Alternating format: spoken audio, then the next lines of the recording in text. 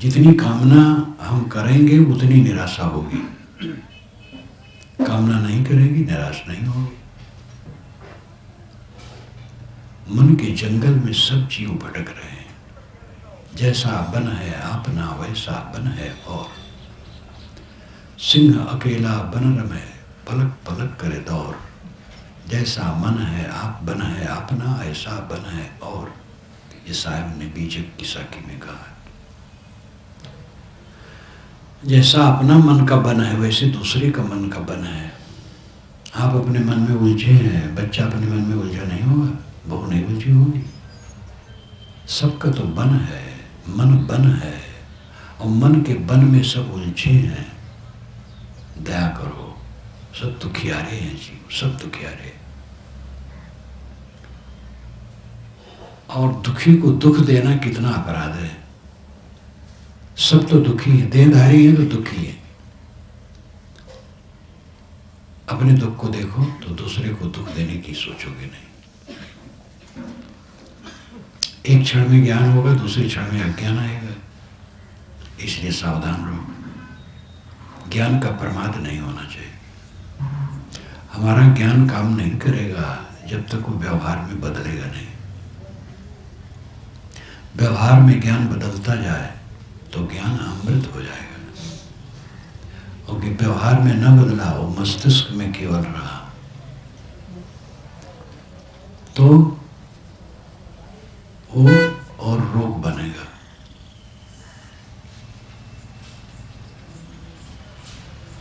मान और मद ज्ञान बढ़ाता है और मान मद को मिटाता है। पात्र जैसे हो, पात्रता के अनुसार होता है। पात्र अच्छा है, चित्त सही है, हृदय सरल है, पवित्र है, विनम्र है, तो ज्ञान पाकर के वो संयत हो जाता है। और हृदय अपवित्र है, अहंकार है, तो ज्ञान पाकर के मान और मद बढ़ जाता है।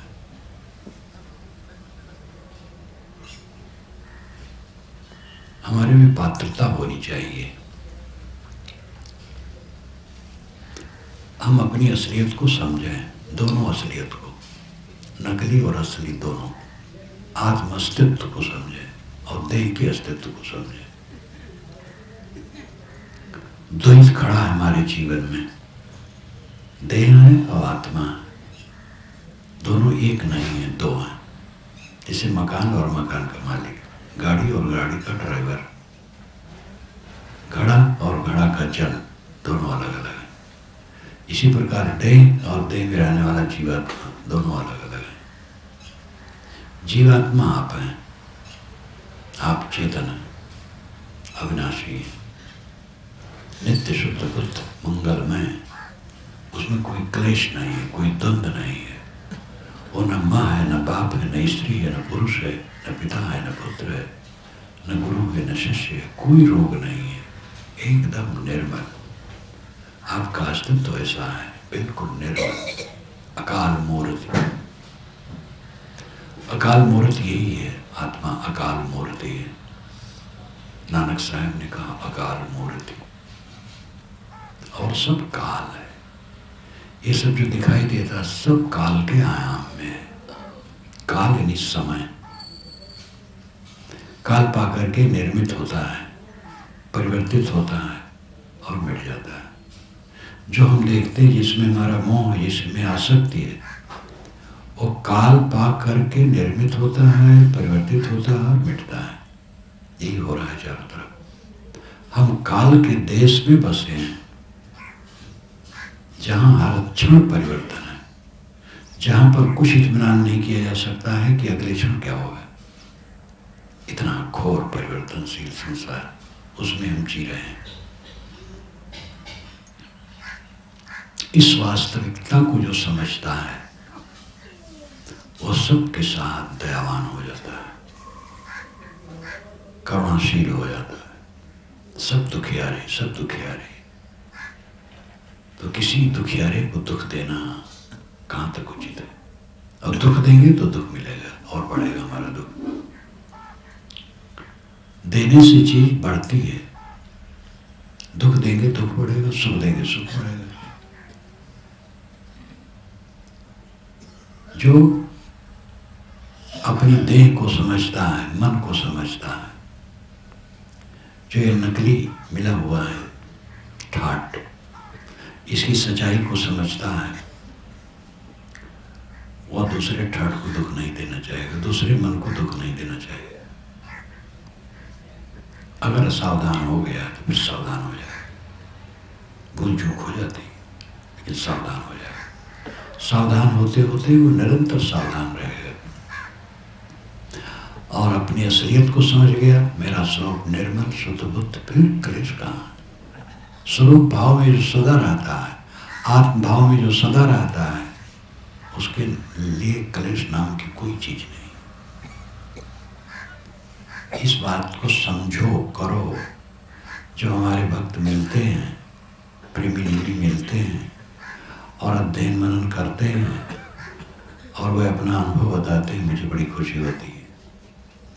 कई लोग मिलते हैं, कई साहब जब से ग्रंथ पढ़ने लगा, आपके सन्निकट आया, बहुत बदल गया। अब तो मैं सदैव आनंदित रहता हूँ, गहरी शांति में हूँ, परम शांति में हूँ। मुझे बड़ी खुशी होती है कि इन्होंने किया और कर रहे हैं। करने से होगा, चलना शुरू करें। भोगों का त्याग, स्वामित्व का त्याग। साहब ने व्यंग किया है, पुण्य संपत्ति हो पति को धावे, सो बिरवा संसार ले आवे। छाड़ो पति छाड़ो न भराई, मन अभिमान टूट तब जाई। छाड़ो पति, पति नाम स्वामी, अर्थ है स्वामित्व। स्वामी व्यक्तिवाचक है, स्वामित्व भाववाचक है। लेकिन यहाँ जो व्यक्तिवाचक है उस भाववाचक के लिए है। छाड़ो पति छाड़ो लग रही, पति छोड़ दो, यानी स्वामित्व छोड़ दो। स्वामी बनोगे दुख पाओगे। किसके स्वामी हो? किसी के स्वामी नहीं। दास बनो, गुलाम बनो, सेवक बनो, नीचे बनो, स्वामी हम नहीं। छाड़ो पति, स्वामित्व छोड़ो और छाड़ो लबराई छोड़ दो। लालच, लोभ, चंचलता, विषय लंपटता, ये छोड़ो। विषय लंपटता छोड़ो और अधिकार की भावना छोड़ो, बस की हो जाओ। घर में रहो, वन में रहो, जहाँ रहो। कल मैंने कहा था, घर छोड़ करके कहीं काम बनेगा? और घर जिसको छोड़ना होगा उसको न रोका जा सकता है और न उसको सीखी जा सकती। जब एक युवक ने कहा था मुझे चिट्ठी में कि साहब जब समझिएगा तब मुझे बुला लीजिएगा, वो मेरे पास आया था, कुछ दिन रहा, मैंने देखा कि ये रह नहीं पाएगा तो उसको समझाया कि घर लौट जाओ। 28 वर्ष का जवान था, ला कर चुका था, जाना नहीं चाहता था। पैर पकड़ कर कितना रोया कि मेरे पैर को भिगा दिया। आप क्यों हमें भेज रहे हैं? मैंने कहा अभी नहीं जाओगे तो पीछे तुम जाओगे अपने आप। तो गया। तब 1 महीना बाद पत्र भेजा कि जब आप मुझे समझिएगा वैराग के योग तब पत्र देके बुला लीजिएगा।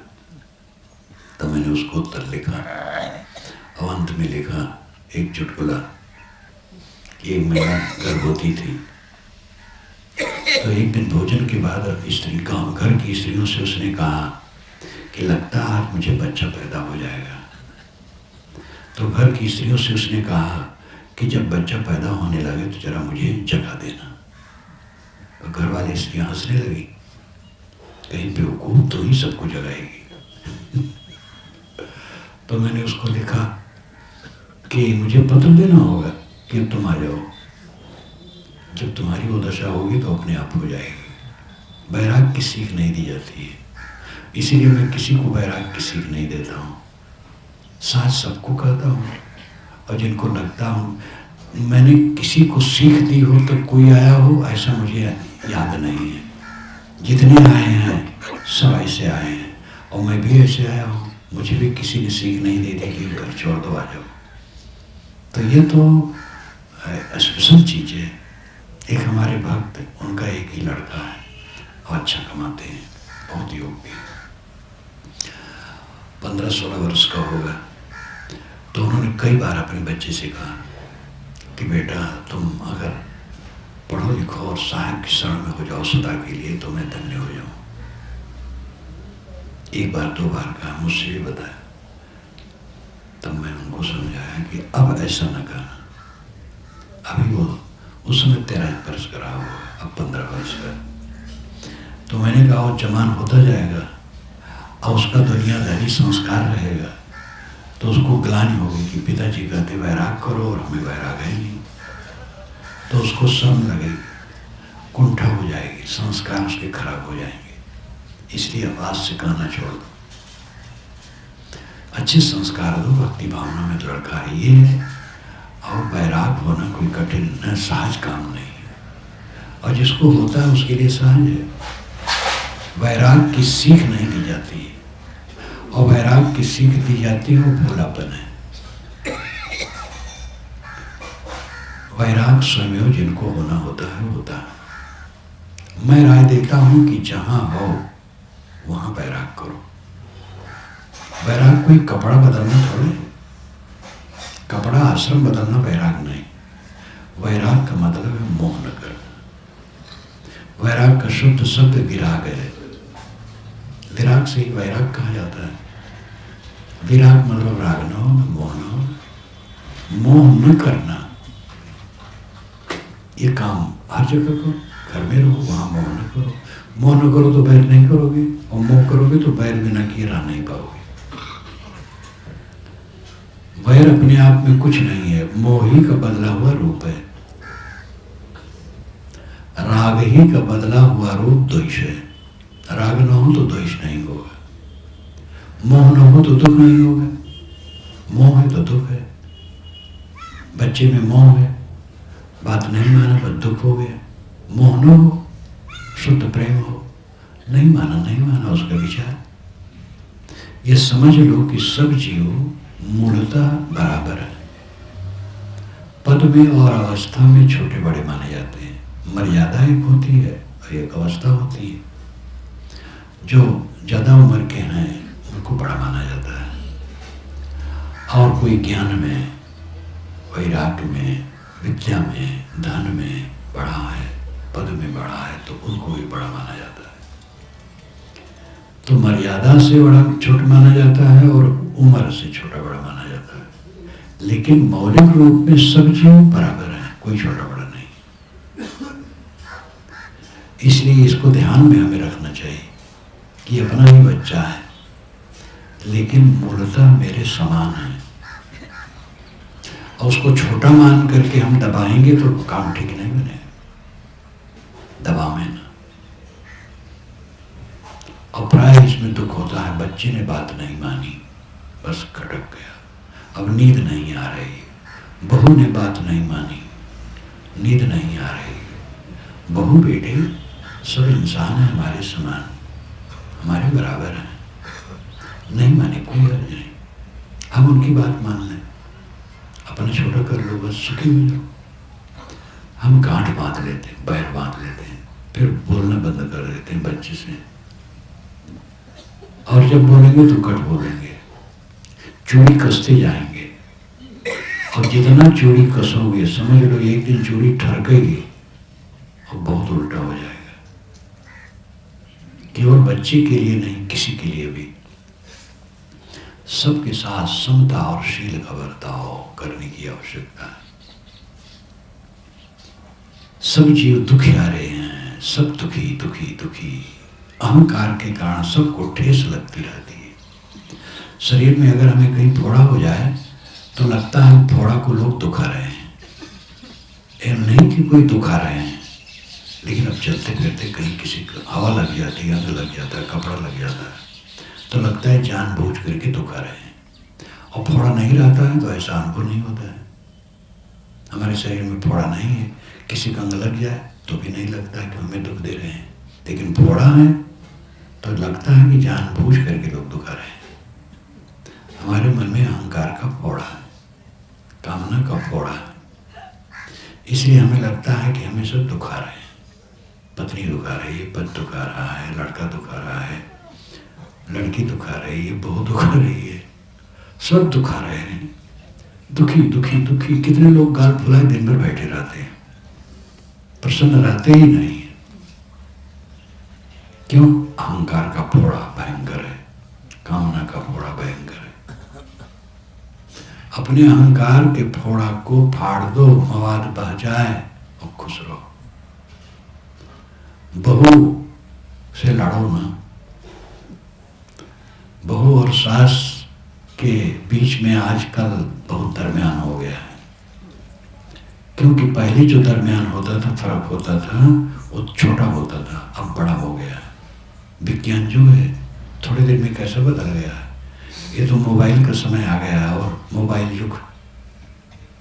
आपकी बहू पता नहीं मोबाइल से किससे बात करती है, आपका बेटा किससे बात करता है, चेला किससे करता है। साधुओं के पास सबके मोबाइल कान में लगाए, कहाँ कौन बात कर रहा है। आजकल जमाना बहुत जल्दी जल्दी बदलता है। 50 वर्ष में जो बदलता था अब 2-3 वर्ष में बदलने लगा है। ऐसे बदलते हुए संदर्भ में सहनशील न बनोगे तो दुख के अलावा कुछ नहीं पाओगे। पहले बहुएं सास के सामने सिर नहीं उठाती थी, चुपचाप सेवा में लगी रहती थी। आज बहुएं तड़ातड़ बात करती। पढ़ी लिखी हैं, मैट्रिक पढ़ी है, मैट्रिक तो कुछ नहीं रह गया। एक लेखक ने बहुत बढ़िया लिखा, व्यंग्यात्मक, अब वो नहीं रहे, महाराष्ट्रियन थे, छत्तीसगढ़ में धमतरी में थे, प्रख्यात विद्वान थे। मैं मैट्रिक पढ़ी हूँ, तो बारंबार कहानी में आप मैट्रिक पढ़ी हूँ। तो एक महात्मा वेद में भाषण कराए, मैं ट्रिक पढ़ा हूँ। मैट्रिक नहीं, मैं ट्रिक पढ़ा हूँ। सास तो पढ़ी लिखी नहीं है, वो पढ़ी लिखी है, वो ज्यादा तड़ बात कर रही है। तो खुश होना चाहिए, मेरी बहू पढ़ी लिखी है, तड़ कर रही है। प्यार दो उसको, प्यार दे करके उसको पुत्री बना लो। अभी तो ईर्षा हो रही है, मैं बोल नहीं पाती हूँ, तब बोल रही है। पुत्र से ईर्षा हो रही है, शिष्य से ईर्षा हो रही है, कैसे सुखी रहोगे। खाने पीने की चीज तो सबको मिलती है, कपड़े सब पहनते हैं, घर में सब रहते हैं, मन ठीक ठाक नहीं, इसलिए सब दुखी। और मन का जंगल जैसा बन है अपना, वैसा बन है और, जैसा अपना बन है वैसे दूसरे का बन है। हम अपने मन के बन में भटक रहे हैं, दूसरा भी अपने मन के बन में भटक रहा है। सब दुखियारे हैं बेचारे, सब दुखियारे। करुणा करो, विनम्र रहो, मीठा बोलो, नम्र रहो, सरल रहो, त्याग से रहो, भोग की बुद्धि न रखो। ज्यादा पैसा हमारे पास हो, हमारा हुकूमत चले और हम किसी की बात न माने, हम नहीं मानेंगे, हम बड़े हैं। लेकिन दूसरा जरा भी इधर उधर न करे। ये अहंकार से आप ना खुद को चला पाओगे, ना साथी चला पाओगे। विनम्र रहो, कोई बात न माने, कोई बात नहीं, धन्यवाद है उसको, अपना मानो, जो उचित है मानो, मीठा हो जाओ, कोमल हो जाओ। लड़का गर्म हो जाए आप नरम हो जाओ, लड़के को शर्म लग जाएगी। अब आप और तड़ दिए तो लड़का और, अब जवान तो है ही, और गर्म आ गया। बस दुख दुख, बहू बेटे में यही बात, हर जगह यही बात। सब अपने मन के जंगल में भटकते हैं। मन के जंगल को कोई साफ करके संयत होकर के रहने वाला जो होगा वही सुखी। सुख दुख की अनुभूति का द्वार मन है, बहुत छोटा सा मन है, बहुत छोटा सा, जिसके विषय में हम कल्पना भी नहीं कर सकते। और ऐसा है अद्भुत, सारी रिकॉर्डिंग उसमें है। आप स्वयं ध्यान दें, लेटे हैं बैठे हैं, 50 बरस पुरानी बात याद होगी झट से। 90 वर्ष का आदमी 80 वर्ष पुरानी बातें याद हो गई। अनुकूल प्रतिकूल कैसी रिकॉर्डिंग है। बाहर का यंत्र बिगड़ सकता है, मन का यंत्र नहीं बिगड़ता है। इसलिए बड़ी सावधानी से इसमें रिकॉर्डिंग करो, गलत चीज रिकॉर्डिंग न करो, विकारों की रिकॉर्डिंग न करो, अपने को हरदम संभालो। हम केवल चीजों के संभालने के चक्कर में, चीज हमारे पास खूब ज्यादा रहे, अब अधिकार हमारे पास ज्यादा रहे। बस दो बात, संपत्ति और पति। संपत्ति हो और स्वामित्व हो। संपत्ति और स्वामित्व के चक्कर में हम पड़े रहते हैं। साहब कहते छाड़ो पति छाड़ो लबराई। स्वामित्व छोड़ दो और लबराई छोड़ दो, लालच, भोग की लालसा। मन अभिमान टूट तब जाए, तब तुम्हारे मन का अहंकार टूटेगा, तब शीतल होगी। और अगर स्वामित्व की इच्छा रखोगे और संपत्ति की इच्छा रखोगे तो जलोगे। बिना इच्छा किए संपत्ति रहती है, बड़ा अहंकार किए काम किया जा सकता है। अहंकार छोड़ करके काम करो, आनंद आनंद। अहंकार करके काम करो, दुखी दुखी। थोड़े में फर्क है बस। ठाकुर काजल ठाकुर कारक। गाल में लगे तो कालिक है, आंख में लगे तो काजल है। आंख में लगे तो काजल है, देखने में भी जरा आंख अच्छी रहती है और विकार भी काजल दूर करता है। लेकिन गाल में लग जाए तो कालिक है। वही काम अगर हम व्यतिक्रम करके करते हैं, अशुद्ध मन से करते हैं तो दुर्दायी हो जाता है। शुद्ध मन से करते हैं तो सुखदायी होता है। किसी से मिले, अहंकार पूर्वक मिले तो विवाद हो जाएगा। विनम्रता से मिले, मीठा बर्ताव हो जाएगा। कहीं मिले तो जहाँ विचारों का विरोध है वहीं से बात शुरू कर दी तो पहले कला हो गया।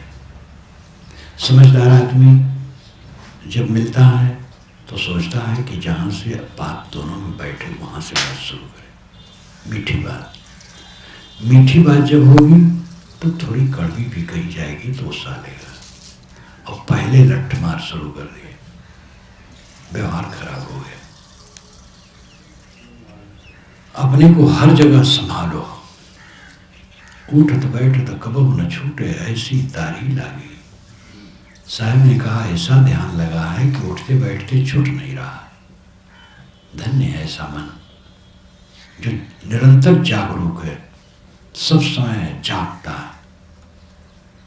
जागते तो बहुत हैं वैसे, आँख खोले जाग रहे हैं सब, लेकिन जागने वाले बहुत कम हैं। सब सो रहे हैं, मोह में, अहंकार में, वासना में, तृष्णा में, देहाभिमान में, सब सो रहे हैं। जागने का मतलब सावधान होना। जो जागल सो भागल होर मैया राम, सोत गैल बिगोय होर मैया राम। साहब ने बड़े प्यार से कहा है रमैया राम, हे रमैया राम। जो जागा वो भागा और जो सोया वो खोया। भागने मतलब बुराइयों से भागना, घर छोड़ करके भागना नहीं। घर छोड़ करके तो सवेरे लोग भागते हैं, फिर घर में लौट आते हैं और उसमें कुछ काम नहीं होता है। जब कोई बुराइयों से भागता है, दुर्गुणों से भागता है तो उसका जीवन सुव्यवस्थित हो जाता है। हमारे लिए क्लेश हमारे मनोविकार है। मनोविकार अहंकार और अज्ञान के कारण से आते हैं। मनोविकारों का प्रवाह चित्त में चलता है। क्रोध, काम, लोभ, द्वेष, ईर्ष्या, चिंता, उद्वेग, अवसाद, पीड़ा, मनस्संताप, ये सब मनोविकार है और ये सब भ्रम से उत्पन्न है। तनिक तनिक बात को लेकर के बैर बना लिए, गांठ बनाए हैं। अगले आदमी से त्रुटि हो गई और उसको गांठ बांधे। अपनी त्रुटि छोड़ दो, दूसरे की त्रुटि को क्षमा करो। बस आनंद से जियो, ग्रंथ रहित मन करके जियो। निर्ग्रंथ मन, गांठ रहित, काम प्रेस फ्री। कॉम्प्लेक्सेस मनोविज्ञान कहता है, कॉम्प्लेक्सेस, ग्रंथियां, ये हमारे मन की ग्रंथियां। व्यवहार में ग्रंथियां बनने की संभावना होती है। प्राणी पदार्थ परिस्थितियों का संबंध होता है, उसी में सारा उपद्रव शुरू होता है। और मजबूरी ऐसी है कि इसी में होकर के सबको गुजरना पड़ता है। अकेले में हो जाओ, प्राणी पदार्थ परिस्थितियों को व्यवहार जिस समय ना लो, अकेले में रहो, लेकिन मन की गांठें वहीं उलझाती रहेंगी। इसलिए व्यवहार में आना होगा और व्यवहार में विवेक से बर्ताव करो, शांत करो, अहंकार छोड़ो। अहंकार जलाता है, सारा रोग अहंकार में। साहब ने तो कैसा कहा, काला सर्प शरीर में खाइन सब जग छाए, बिरले तेजन बाजी है राम ही बची विचार। सबके शरीर में काला सांप है और सबको खा रहा है। इस काले सांप से कितने लोग सावधान हैं? ये काला सांप है अहंकार। काला सांप अहंकार है। हम सब के अंदर में अहंकार रूपी काला सांप बैठा। काला सांप भयंकर होता है, पतला होता है, लेकिन भयंकर जार होता है उसमें। अहंकार में भयंकर जार है और हमें बहुत प्यारा है। जो जितना जहरीला सांप होता है उतना गुस्सैल होता है। जरा सी आग पा करके फनफना करके फंड काट करके खड़ा हो जाता है। इसी प्रकार अहंकार की मात्रा हमारे में जितनी होगी उतना हम बड़बड़ाएंगे, चित्त में जलेंगे, अनेक विकारों में जलेंगे। जितना अहंकार मरता जाएगा शीतल होते जाएंगे। पूरा शीतल हो जाना, अहंकार का पूरा मर जाना, पूरा आनंद है। लोग कहते हैं कि जो मैं मारा ताय में मारा, हनी पर हना पाप दोष न गना। जो मुझे मारेगा मैं उसको मारूंगा। आपने उसको मारा, वो आपको मारा, फिर आपने उसको मारा, फिर आपको उसने मारा, फिर चले ही से, फिर कहाँ रुकेगा? कोई गाली दिया आप गाली न दो, वही बात खत्म। कोई कट कहा आप कट न कहो, कोई लड़ना चाहता आप न लड़ो, बस मामला खत्म। और लड़ाई में कहीं विश्राम मिलने वाला है? अपने आप को पहचानने की हमें आवश्यकता है। हम अपने आप को पहचानते नहीं, न तो असली आप को पहचानते हैं, न नकली आप को पहचानते हैं। बुद्धि तो सदैव देह में रहती है, देह बुद्धि सबकी है, लेकिन देह को जैसे वो है वैसे समझते कहाँ है? देह जड़ है, उसको हम अपना रूप मानते हैं। देह गंदगी की पोटली है, उसको हम रमणी मानते हैं। देह दुख से भरी है, हम इंद्रियों के भोग में सुख की कल्पना करते हैं। देह नश्वर है, लेकिन देह से सदा रहेंगे, ये अहंकार है। मरने से भय, तो देही को कहाँ समझते हैं? देह जैसी है वैसी जो समझ लेगा बेड़ा पार। देह तो अत्यंत दुर्बल है, गंदगी का आकर है, क्षणभंगुर है, नश्वर है, क्षण क्षण बदलता है, इसका कुछ ठिकाना नहीं, अनात्म है, अनित्य है। इस ढंग से जो इसको समझ लेगा वो इससे व्यवहार करेगा, इसका अहंकार नहीं करेगा।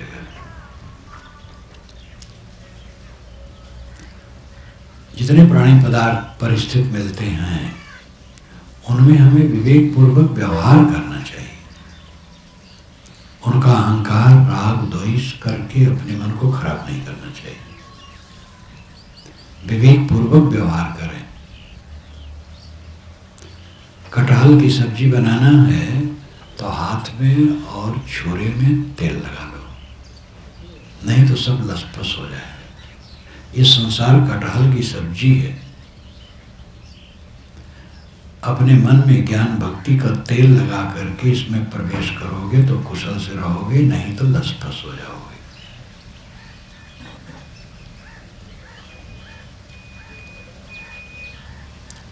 मनुष्य आसक्त होकर के काम करता है, राग द्वेष पूर्वक काम करता है,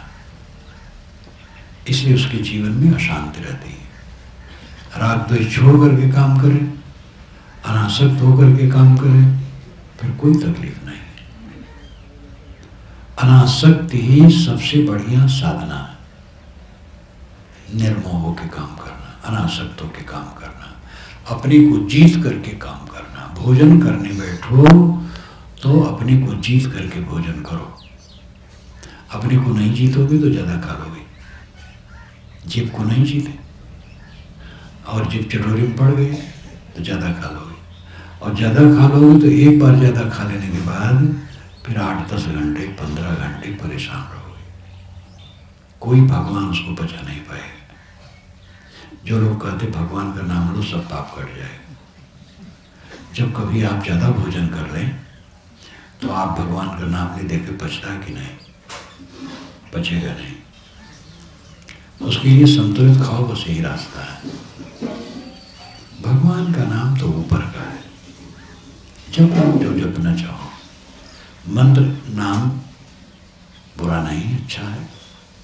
जिस मंत्र जिस नाम को लोग पवित्र मानते हैं उसको जपें, थोड़ा ठीक रहेगा, जप सकते हैं। लेकिन मौलिक काम क्या है? विचारों में परिवर्तन।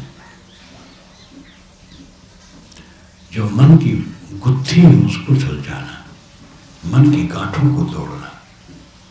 रुई को धुना जाता है, धुनिया धुनता है तो रेसे रेसे अलग कर देता है। अब तो बड़ी बड़ी मशीनें हैं, ऐसे ऐसे यंत्र लगे हैं कि यंत्रों से धुनी हुई रुई क्या पूछना। ऐसे अपने मन को धुनो विवेक ज्ञान में, सारा कूड़ा कचरा झड़ जाए, साफ सुथरा हो जाए। समय थोड़ा है और जो है वो भागता जा रहा है। किसी के साथ समय मुरुवत नहीं करता है। जीवन के समय में हम धन कमा सकते हैं, लेकिन धन से जीवन के समय को बढ़ा नहीं सकते।